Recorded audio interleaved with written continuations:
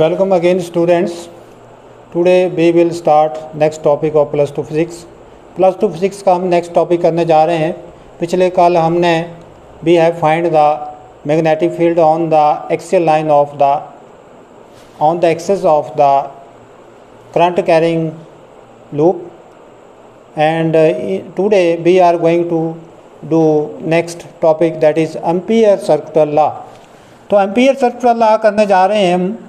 तो कल हमने इससे पहले अगर बात करें इस चैप्टर की, तो इस चैप्टर में हमने मैग्नेटिक फील्ड शुरू किया हुआ है और हम लोगों ने we have studied the magnetic field and name of the chapter is magnetic effect of the current. So in this chapter we have studied Oersted law and then White-Sabbats law, application of White-Sabbats law. Now next is इससे पहले हमने directional rule पढ़े, right hand thumb rule पढ़ा, Maxwell corkscrew rule पढ़ा। Applications में हमने we have find the magnetic field at the center of the current carrying loop or coil, and then we have find the magnetic field on the axis of the current carrying coil or loop. Now today we are going to do next topic that is ampere circular law. Plus 2 physics में हम करने जा रहे हैं plus 2 physics ampere circular law. Ampere जैसे कि आपको पता ही है साइंटिस्ट का नाम है और इसी के नाम से हमारे करंट के यूनिट पड़े हुए हैं। तो एम्पीयर सर्कुलर लॉ क्या है? सर्कुलर का मतलब सर्कल, सर्कुलर, अंडरस्टैंड, सर्कल। तो है क्या ये लॉ ये बोलता है कि अगर कोई करंट कैरिंग कंडक्टर है, ये करंट इसमें कैरी कर रहा है इन अपवर्ड डायरेक्शन से, ये एक्स वाई करंट है, एक्स वाई कंडक्टर है, इसमें करंट आई फ्लो कर रहा है और ये मान लो ये ओ है, कोई सर्कुलर पाथ है, उसका सेंटर ओ है, एज्यूम कर रहे हैं। तो इसके द्वारा जो मैग्नेटिक फील्ड लाइंस हैं that is given by right hand thumb rule. अगर हम इसको ऐसे देख रहे हैं तो इसकी मैग्नेटिक फील्ड लाइन ऐसे हुई, ये देखो आप, this is the thumb will be give the directions of the flow of the current in the conductor and the direction in which the finger curls, ये फिंगर जो कर्ल्स कर रही हैं that give the directions of the magnetic field lines। तो इस ढंग से ये मैग्नेटिक फील्ड लाइंस की डायरेक्शंस आई, अंडरस्टैंड। तो अब एम्पीयर सर्कुलर लॉ क्या बोलता है? एम्पीयर सर्कुलर लॉ ये बोलता है, सर्कुलर लॉ क्या बोलता है कि line integral of the magnetic field, line integral, this is the line integral DL। You have studied the integrations, integrations आपने स्टडी की हुई है। इंटीग्रेशंस में वर्ड आता है लाइन इंटेग्रल। सरफेस इंटेग्रल में एरिया होगा तो सरफेस इंटेग्रल होगा, वॉल्यूम यहाँ डी भी हो गया तो वॉल्यूम इंटेग्रल होगा। तो ये line integral of the magnetic field over the closed path, over the closed path. मान लो ये क्लोज्ड पाथ है, किसी करंट कैरिंग कंडक्टर के चारों ओर ये क्या है? क्लोज्ड पाथ है और यहाँ पर मैग्नेटिक फील्ड है, मान लो ये इसकी मैग्नेटिक फील्ड यहाँ पर B है, क्या है? B है। और ये छोटा सा पोर्शन लिया हमने DL, अंडरस्टैंड। करंट किस में फ्लो कर रहा है? करंट फ्लो कर रहा है कंडक्टर एक्स वाई में। तो इसके यहाँ मैग्नेटिक फील्ड PQ पोर्शन जो है, PQ पोर्शन जो बता रहा है ये DL बता रहा है और यहाँ पर मैग्नेटिक फील्ड है B।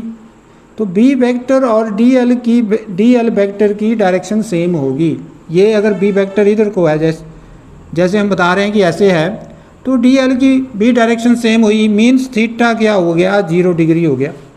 जब दो वेक्टर की डायरेक्शन से एक जैसे ही डायरेक्शंस में हो, जैसे ये वेक्टर और ये वेक्टर, तो थीटा क्या हो गया? 0 डिग्री। जैसे ये इधर को जा रहा है, ये भी इधर को जा रहा है, थीटा इज 0 डिग्री। तो यहाँ पर भी यही केस आ रहा है कि यहाँ पर मैग्नेटिक फील्ड की डायरेक्शन भी इसी साइड को है और ये जो स्मॉल एलिमेंट्री पोर्शन है पी क्यू, इसकी भी डायरेक्शन इसी साइड को है। अब line integral of the magnetic field, that is line integral of the magnetic field is always equal to mu naught times the current passing through that path, कि इस path में कितना करंट थ्रेड हुआ, कितना current इसमें पास हुआ, that is mu naught times the current passing through that path. Understand? तो ये हमने प्रूव करना है कि इसके ये जो right hand side left hand side है वो राइट हैंड साइड के बराबर है, कि line integral of the magnetic field over the closed path is always equal to the absolute permeability of the free space times the current passing through that path, या फिर line integral of the magnetic field over the closed path is always equal to mu naught times the current threading का मतलब क्या हुआ? Threading का मतलब हुआ thread की तरह along द थ्रेडिंग पाथ, ये थ्रेडिंग पाथ है, means it's width is approximately equal to the width of the thread. Understand? Yeah, you can say that current passing through that path, mu naught times the current passing through that path. अब इसको हम करने जा रहे हैं, मान लो ये radius है इसका, ये इस क्लोज्ड पाथ का रेडियस क्या है? a। अब इस स्टेट करंट कैरिंग कंडक्टर के द्वारा जो मैग्नेटिक फील्ड होती है ये आपको याद रखनी पड़ेगी, mu naught upon 4 pi 2i upon a, ये होती है इस स्टेट करंट कैरिंग कंडक्टर के द्वारा। अब देखो यहाँ b vector is parallel to dl vector, b vector dl vector के पैरेलल ऐसे थीटा 0, तो b vector dot dl vector is equal to b dl cos 0, that will give you b dl। ये क्या दे रहा है? b dl दे रहा है। अब आप देखो b dl left hand side ले रहे हैं हम, तो ये बाहर आ गया, क्लोज्ड पाथ के ऊपर लाइन इंटेग्रल है। अब देखो b dl, अब b की वैल्यू क्या है? b की वैल्यू ये है, मैग्नीट्यूड में क्या आया? Mu naught upon 4 pi 2i upon a। Understand? अब ये तो कांस्टेंट है, ये तो वेरी नहीं हो रही है। Magnetic field is same at every point on this closed path. Understand? So we will take the integration of but dl। So dl की इंटेग्रेशन लेंगे, तो dl की इंटेग्रेशन क्या बता रही है? Mu naught upon 4 pi 2i upon a, and this is but 2 pi a. Now here you will see that this will be cancelled to each other. Now 2 pi, 2 is cancelled, pi is cancelled. So what will you have? You have mu naught I. So what is this? This is the proof of the ampere circular law. इस ढंग से आपने ये article करना है। अब इसको examination point of view से कैसे करना है हम लिखने जा रहे हैं।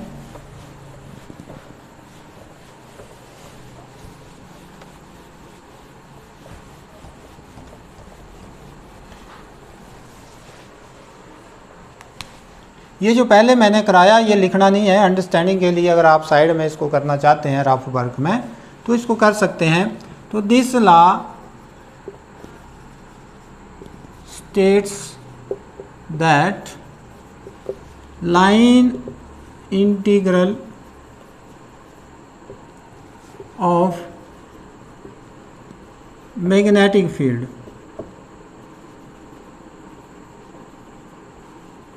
over the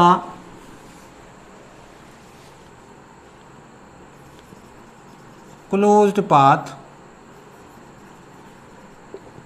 is always is equal to, always नहीं करना क्योंकि इसमें कंट्राडिक्शन आई है, मैक्सवेल सर्कुलर लॉ में आगे आप पढ़ेंगे, is equal to the mu naught, यहाँ ये mu naught, this is but ठीक ढंग से लिखेंगे हम इसको, mu naught times the current passing या threading, times the current passing और threading across that path is that if B is the magnetic field and I is the current, then line integral B dot dl is equal to mu naught I. So we have to prove it. हमें अब इसको prove करना है। तो prove कैसे करेंगे? First of all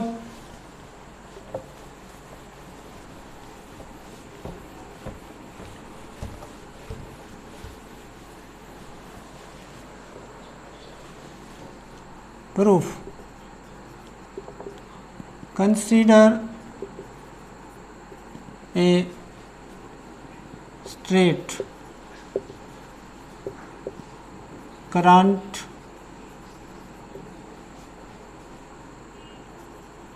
carrying conductor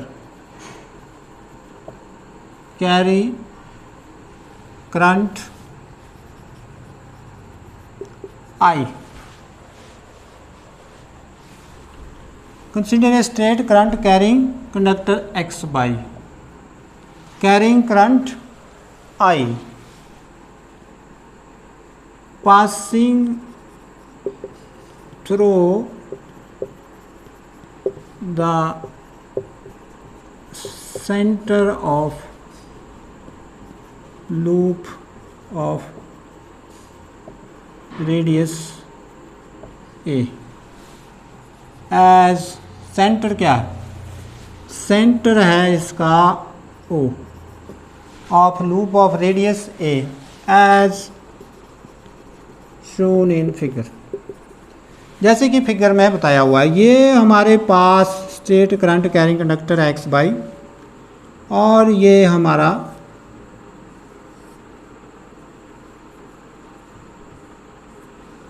loop है, इसके सेंटर में ये O है और ये रेडियस है इसका A। करंट ये ले जा रहा है I। अब ये ऐसे, तो इसकी डायरेक्शंस क्या हुई? यहाँ पर मैग्नेटिक फील्ड लाइंस की डायरेक्शन हुई यहाँ पर। ये मान लेते हैं कि इस पॉइंट P के ऊपर, ये पॉइंट P है, late B is the magnetic field over the loop of radius A। ठीक हो गया। Consider a small elementary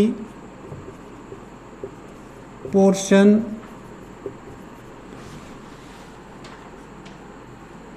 PQ is equal to DL। Understand? अब ये क्या है यहाँ पे, ये पोर्शन लेते हैं P और ये लेते हैं Q। तो ये पोर्शन जो है ये PQ किसके बराबर है? DL के बराबर है। अंडरस्टैंड? सो अब देखो, let B is the magnetic field over the loop of radius A। तो यहाँ पर भी मैग्नेटिक फील्ड B होगी, यहाँ पर भी B, हर एक जगह क्या है? B है। तो यहाँ पर अगर मैग्नेटिक फील्ड की डायरेक्शंस को शो करें तो ऐसे आ रही है, अलोंग लूप आ रही है,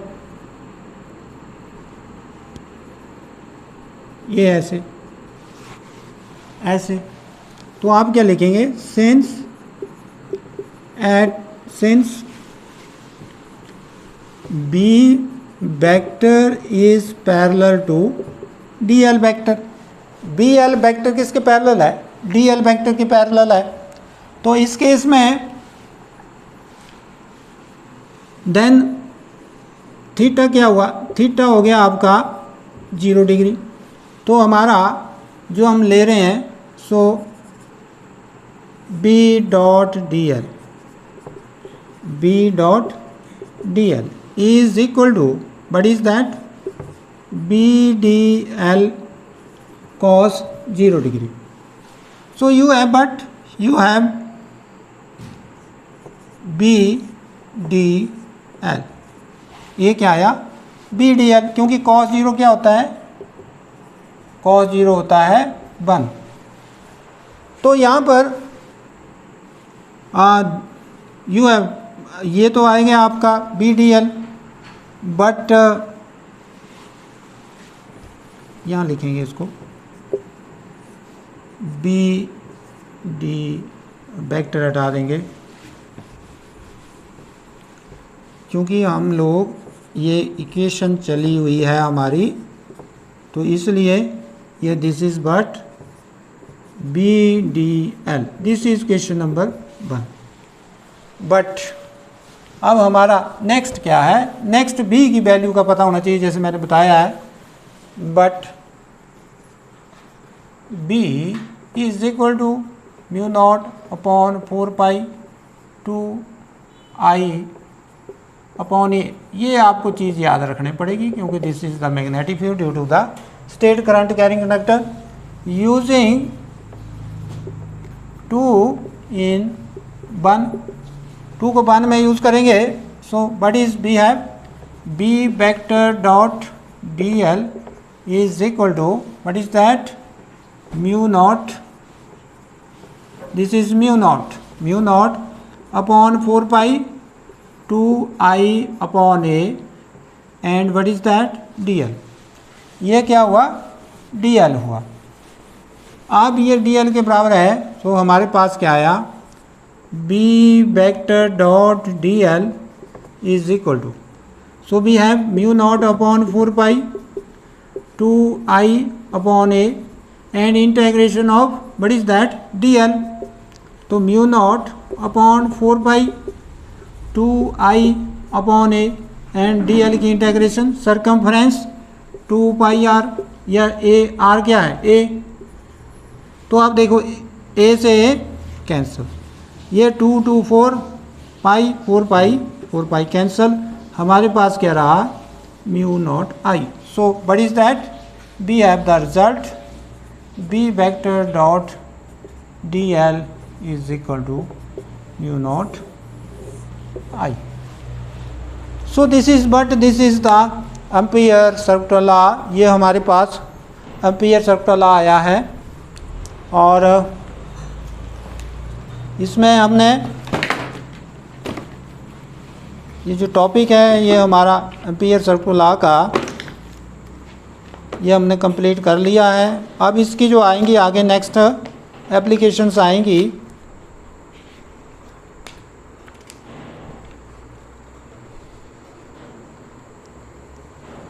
तो अब इसमें थोड़ा सा इसकी लिमिटेशन देख लेते हैं। Limitation 1 is that limitations, it is not a universal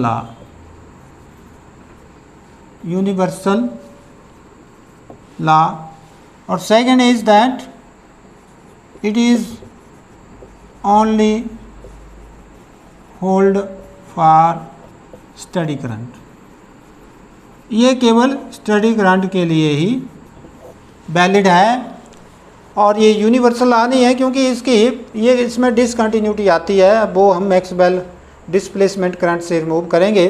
तो इस ढंग से आप लोगों ने इसको करना है और ठीक ढंग से इसको लर्न करना है। पहले इसको कॉपियों के ऊपर लिखना है, लिखने से पहले इसको आप ठीक ढंग से अंडरस्टैंड करें। अगर नहीं समझ आता है तो मुझे बताएं कहाँ प्रॉब्लम आ रही है। तो इस ढंग से this is the today topic. Have a nice day.